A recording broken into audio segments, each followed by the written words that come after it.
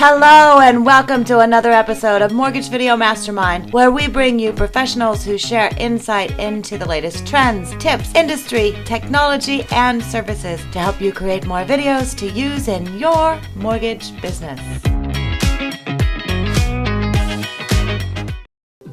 That's as good as I can do. I don't know if you can even hear it though. That's like the soundtrack to every mortgage training video ever made. I know, right? I'm getting ready for my continuing education now. Okay, I've got 2 seconds left on there. Today we're going to be talking about calculating a debt-to-income ratio. Yes. Today we'll be talking about anti-money laundering. Sorry. In this video, we will share. Oh my God. Those aren't the videos we're going to talk about today. No, those are not the videos we're going to talk about today. So, happy Wednesday, happy hump day. This is Ginger Bell, along with my friend Scott Schang, Jason Frazier, and we're here live on our Mortgage Video Mastermind. So, welcome for those of you who are on with us. And we are recording, so we do have a copy of this going out. I don't know if Carl's going to join. I think Carl is out of town. I think he's with Christine. They were doing something with Annie Max. I don't know if he's going to hop on. But we want to have a discussion today. Obviously, it's all things video. And talk about other types of videos to do outside of consumer-facing videos. And I think that's an area that a lot of people may not think about. It's a good way to recruit, to enforce, Jason, I know you're working on culture, to do things like documentaries. Frazier, we worked on the documentary for Eddie, and that was out and is talking about his story. Your involvement, obviously, with esports. So, there's a lot of other things you can do with video besides just doing education for consumers. So tell me about some of the projects that you're working on right now, Frazier. So you mentioned culture. So you guys, this is not a plug for EPM, but if you go to, for example, Instagram at EPM Plus on Instagram, you could check out some of the culture videos we do just to get you guys some ideas. Steal it. We do. We take it from popular trends on TikTok and other things. Go and check out, the culture videos that we're doing. My team did one that we just published today, which was pretty good. When you think about culture, right, twofold, it's culture of the type of business you are, the type of brand that you're putting out, and who you're trying to attract that maybe want to. So if you're recruiting, right, you want, loan officers, processors, anybody. You want that type of video too, because you want them to know what it's like to be a part of your organization. You're trying to put out the vibe. Now with this, what you don't want to do is hire someone to create some stuff that isn't to your culture. And that's the thing, is you got to stay true to who you are, who your company is. Right. Otherwise that definitely will fall flat. So we call them culture videos, to show, what it's like to be at your thing, or a day. There's, a lot of good loan officers and real estate agents that put stuff out there that's more fun. And the way I look at it is when you're putting out any type of video, right, it's education, maybe it's or entertaining. You don't, right. To what Ginger was saying earlier, you don't always have to put out stuff that's about generating leads, right? Because the thing is that, any type of video content has the potential to generate business for you. Any video content, and you don't even have to be about mortgage. You can, talk about telling stories, right? The documentary, that type of stuff that has nothing to do with us as a mortgage lender or serving a community in regards to housing, mortgage loans for borrowers or anything like that. It's just about who we are and putting that out there, because at the end of the day, know you, like you, trust you is a thing in our business for a reason, and video helps you check all three of those boxes. Absolutely. And look for those opportunities. When we had the pandemic start last year, it was one of the things that we hopped on. It's like, okay, obviously we've been through the challenges of what happened with the mortgage meltdown in 2008. We know how difficult it is as far as keeping momentum and creating that culture, as you say. And so, that's why we did the Flatten the Curve, Not the Spirit, and just had a lot of people come on. And it's funny because a lot of people said, well, what do you talk about? It's like, whatever. Eddie came on. He talked about what he was doing within the office, keeping people motivated, how to be able to help people not be afraid, do all those things. Frazier, you came on and talked about the same thing. It's like, what can you do as far as, being able to share information on what's happening with your group and, what to say on social media, how to react on social media. So it doesn't always have to be about mortgage. It can be about other things. Oh, It's also a trap that, with the entrepreneurial type, especially solopreneurs get into, and it's all of your marketing, all of your messaging is transactional because that's how you get paid. But the reality is if your relationship depends solely on the transaction, then you really run the risk that's one leg on a three-legged stool, right? And it's very, very wobbly, and you have to lean it up against something else. So I love the idea of those cultural videos. And what do you do with those cultural videos? I still think that one of the resources, one of the trust assets that so few people take advantage of is their Google My Business page. And more recently, they used to have, when you would post content and you post articles, it would disappear in 2 weeks. Well, they've eliminated that and it's permanent. So you can post those videos and you can post them and there's little tags of like what's happening or what's new. And they're really promoting those videos and that type of content. And it's just going to give you more exposure and a bigger footprint on Google searches, which I think is really important. And the other thing I'm always harping on is posting those to a YouTube channel as well. Google and YouTube, man, those are like, that's the overwhelming majority of where all consumers and almost everybody's at. Those are two biggest search engines in the world. And traction builds traction too. So the more that you do on one and you build it on the other as well, then the two of them work together as far as searches, right? And then you repurpose it for all of the social platforms, the Instagram stories, the whatever, TikTok videos, depending on how big your team is. But yeah, no, absolutely. Jason, can you give us some ideas of, like, when you're going through the creative process of what story do we want to tell about our culture? What does that process look like for you? Yeah, so it begins with my team, right? Sometimes I have an idea, but Adair, who is our brand manager, she does a lot on the creative side when it comes to these videos and stuff. And the cool thing is that sometimes Phil has an idea. Eddie always has a lot of ideas when it comes, because culture is very big with Eddie. And so they'll be seeing something, or it'll just be like, what, this is a good story, or this is something we want to get out. And so then we'll come up, and the process is we storyboard it. We kind of come up with like a light script and a plan of outline of what we're trying to do. And you could buy a storyboard. They're all generally pretty cheap. You could just have a whiteboard and storyboard things out.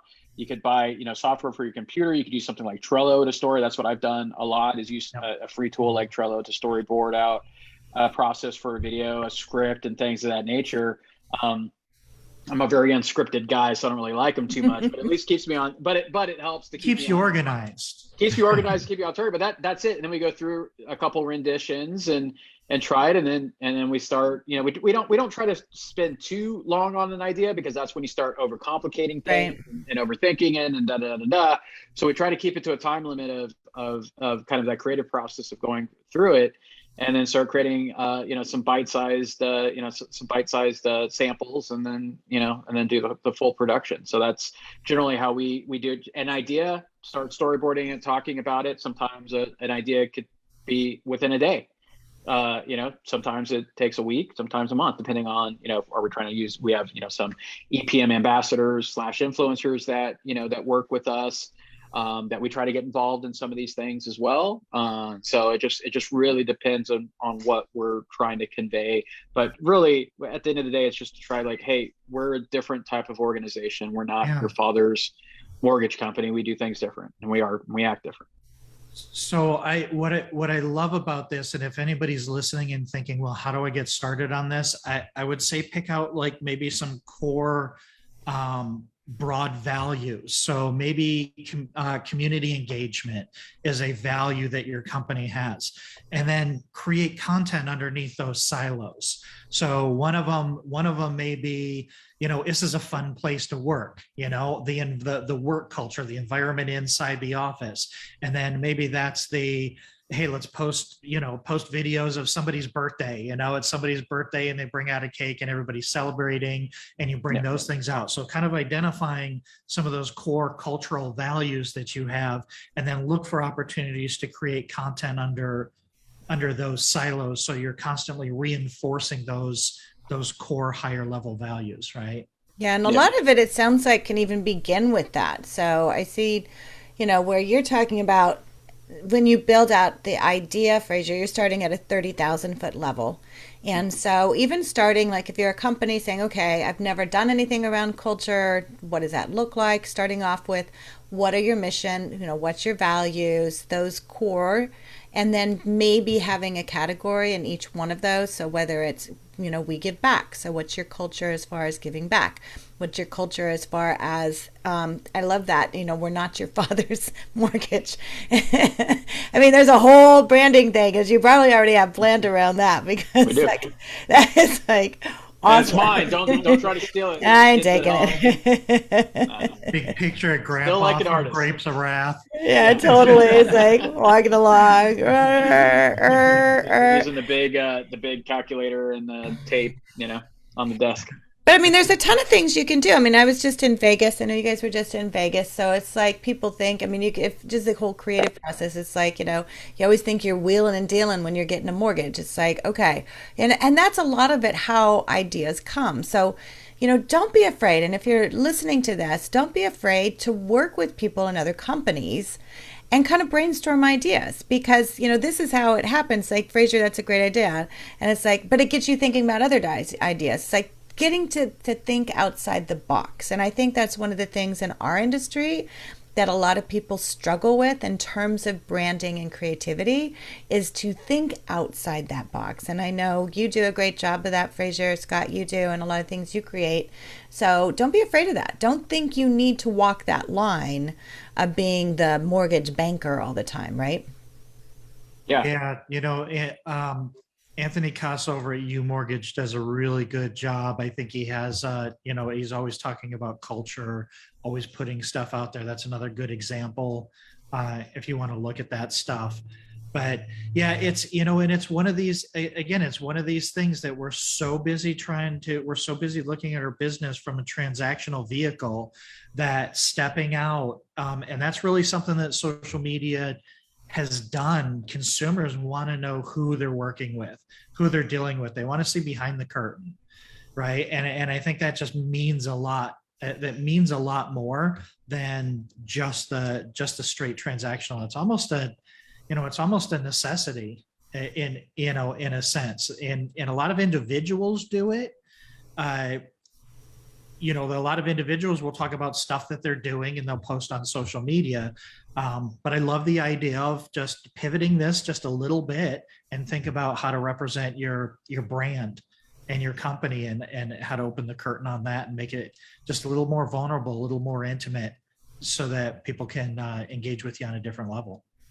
Yeah. Absolutely. I mean, one thing that, look, and I'll tell you, I'll be the first one to tell you that if like Facebook disappeared tomorrow, I wouldn't shed any tears. So, but here's the thing, is it's an opportunity to connect with people, right? And as long as the attention and the audience is there, and then utilize that, right? And I think what's important when it comes to, humans are very visual, right? And so that's the thing, is when we talk about video, I don't think anyone out there today can say video is not important unless they've built an entire business without video. And then of course they're going to trade on that for the rest of their lives, no matter what, even though they're leaving, opportunity and thus money on the table by not utilizing video more. But you need to create some stickiness with your audience, right? You have a lot of competition out there, right? You have online lenders, you have your local competition in your market, you have real estate brokerages that have their own mortgage companies, builders. So you have a lot of competition for the consumer attention, and just the loud noise of the digital age that we live in every single day. So it's important that when you're doing a video, here's the thing: if you take a risk and it's a silly video and whatever, like, don't worry about it, right? Because that will probably actually get you more attention and more visibility than a perfectly shot video would, because it's more realistic. And don't be afraid to try new things. If it doesn't work, who cares? It's going to be forgotten about tomorrow, right? But if it does work, the risk reward on doing video is there's such a disparity as far as the risk piece of it, that again, as long as you're being tasteful and not, trying to attach yourself to polarizing, topics. Right. But, the thing is that there's so much opportunity, especially in our industry. Guys, look, we are as boring as it comes as an industry at scale, right? Not everybody, right? We have there's some mortgage companies. Yeah. We're gonna play the train music again. But like, we're a boring industry, and it's time. And look, no one's excited. It's like getting your taxes done. Like, no one's super excited to go and do that stuff, right? So like, try to make it fun, right? Try to enjoy it. And also, like, to Scott's point, like, show behind the curtain, show like when stuff goes absolutely wrong, right? And when, especially whether it's dealing with agents, whether it's dealing with, appraisal, right? Like, if you guys aren't doing like appraisal, like level skits right now, just because the cool thing is this educates, because you're setting expectations, right? Especially with agents that want that ETA on that appraisal every 5 minutes, right? That isn't coming in ever, right? Until, at least, anytime soon. It's going to take a couple of weeks. But that's the thing, is that you could also do this as a form of education, but you need to throw away the mindset. And the reason I'm saying this is because it's what I hear every single time is kind of an objection to doing video, is you need to get away from the mindset that that's not what you do, or I wasn't doing this or wasn't doing that, right? You learned how to drive a car, you learned how to do all these other things. You could figure this stuff out too, right? Stop using that as an excuse, and put yourself in a position to reap the rewards on all these opportunities, because most of the industry still does not play on the video scene yet. So you said a couple of things that I think are really important that I want to build on. So first of all, 7 out of 10 of all loans are dumpster fires. We just know that, but consumers don't know that. Agents don't realize that, but we always put it out, right? 9 times out of 10, you're always putting it out. There's rarely a fatal error. If you're doing your work up front, there's rarely a fatal error that's going to kill the deal. So doing those types of videos, and when you talk about the downside risk, the risk reward, really the downside risk is almost that nobody will watch it. Like, that's the risk. The risk is nothing will happen. But the upside, I mean, like you said, if you're being tasteful and you're not doing something that's going to get banned, or, you're not being crazy, but, if that's the case, it's better that the public knows how crazy you are anyhow. So go ahead and put it out there, go ahead and do your best Alex Jones impression and see what happens. But the reality is, the downside is you won't get traction, but the upside is so huge, because you can get traction. And I love what you say about talk about the downsides, because that's the stuff that people want to see. That's the real part of the business. That's the part of the business where other loan officers are going to see that, and they're going to share that with their real estate agents and everything, and say, see, nobody sees what happens in the background, right? If we do our job right, everything goes perfectly for you, but this is really what it looks like on the back end. Everybody running around trying to put out fires as they're coming up. And then at the other end, it's a perfect product and nobody knows what went into it. So I think those are both super valuable points. Yep. And those will get shared a lot too. Yeah. So information for that. Okay, so besides the culture videos, besides being authentic to who you are and not being afraid to do other things, what are some of the videos that we can do for our real estate partners to be able to help them that maybe isn't so much about education? You want me to take it? Whoever. Oh, okay. I know, I was like, I got nothing. I feel like I've been talking the entire time, so I didn't want to keep. Yeah. So I'll give you an example. Because look, when it comes to like helping your agents, and this is something I think we've talked about on this before, is so like I'll give you an example of what we're going to be doing here in the Atlanta, Georgia, the metro area, right? And so what we'll be doing is we'll be doing videos with one of our loan officers and an agent, and it's going to be completely about lifestyle living in the suburbs around Atlanta and even in Atlanta, right? So we're going to be like, hey, here's one of the top 5 reasons why Roswell, Georgia is awesome. Top 5 reasons why Johns Creek, Georgia is awesome. Top 5 places to eat in downtown. So these are the things, because here's the reason why we're doing this, and we're doing it with an agent, right? So we're doing it as a partnership. The agent's going to talk, the loan officer is going to talk. It's not going to be like, hey, and if you need me for a listing or if you need a loan, whatever, it's implied through the video, right? Exactly. So no selling, right? But we're going to show what people search for when they think about moving to a place. To Scott's point earlier about YouTube being, the second largest search engine, which is true, but also it's the only real true ask and receive when it comes to intent. Google gives you a ton of stuff, right? Mm-hmm. Not that YouTube doesn't either, but YouTube's really good about delivering on intent. It's why it's so popular. Right. And so if the intent is searching anything about those towns, maybe they live there and they're looking for good places to eat. It doesn't matter. And this is where a lot of loan officers get tripped up about, is they want that, like, how does this convert? What's my instant gratification? Right. If I do this video, how many deals should I see? Should I see a lead within the first 30 days? It's like, no, like these things are evergreen. They will live forever.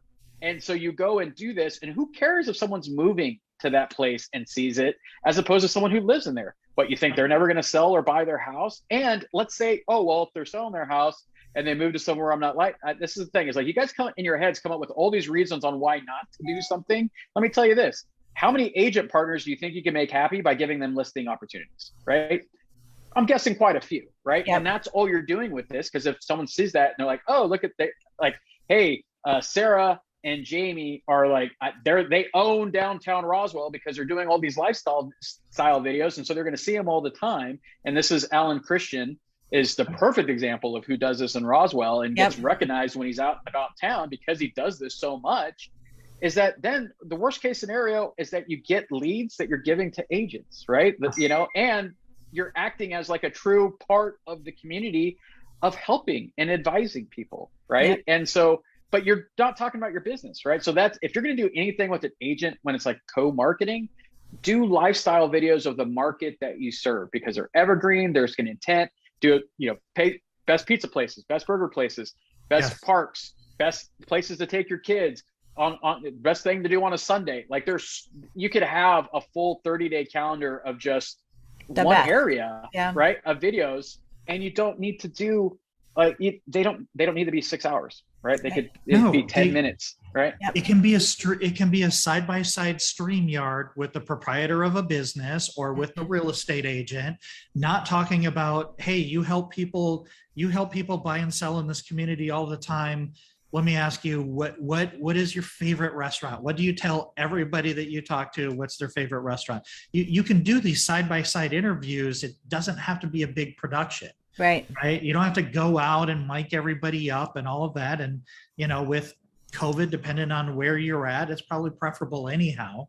But yeah, another thing that we're talking about here, Frazier, that I think people get caught up on is everybody wants to put in a quarter and get out a gumball. But what we're talking about is long game. This is long game. And every time you produce a piece of content, you're putting another line in that same pool. Yep. And when you have hundreds of lines in that water, anybody that goes into that pool, you have more opportunities to engage. And when people see that you're talking about more than just trying to sell stuff to them, and you're talking about how great this community is, that builds so much more trust and so much more value to the average consumer. But it's a long game. It's like you have to think, you have to be thinking chess, not checkers, right? You got to be thinking a couple of steps ahead, and you got to know that it's going to take some time. And people get scared by this, but a content strategy is a minimum 12 to 18 month strategy. You will get results sooner than that, but it won't start working on automatic. It won't start producing results for a good 12 to 18 months, potentially, depending on, how good your content is and how much you put it out there. But I'm telling you, you do that, there's just, I kind of went on this rant yesterday on my 75 easy, and it's like, there's this Chinese proverb that says the best time to plant a tree was 20 years ago. The second best time is today. And it's like, you've got to be thinking of those things. You're planting those fruit trees today, and in a year from now, you're going to have delicious apples or whatever it is. And you have to have that thought process as a part of your broad business strategy. Yep. And that's the same thing of what we're doing here, and having the conversation about videos and being able to, continue to talk about it and continue to provide ideas and information. And that's the whole thing, is that consistency. So speaking of consistency, I'm going to actually have to hop off because my our good friend Carl White has asked me to hop onto his consistent channel that he has on. So I'm going to close us out for now. And for those of you who are listening, thanks so much for joining in. We are here every week, and I've got some special guests coming up over the next few weeks, so make sure and stay tuned in. And guys, thank you so much. Frazier, thanks for your information. I always love hearing about your ideas. Absolutely. And we'll have to post some of those onto our Facebook group too, so people can see those. So feel free to share. Yeah, and look, take and copy anything that you see me post, right? Like we don't just come up with we're not an idea factory. We're just, everything magically happens. Sometimes it's saying whatever, could be something that Ginger's talking about or Scott or whatever, and we decide we want to make a video out of it. So at the end of the day, just make good content, because it helps the entire industry not look like a big stick in the mud. Exactly. We love that. Okay, guys, thanks so much. We will see you next week. Okay, take care. Bye. Bye.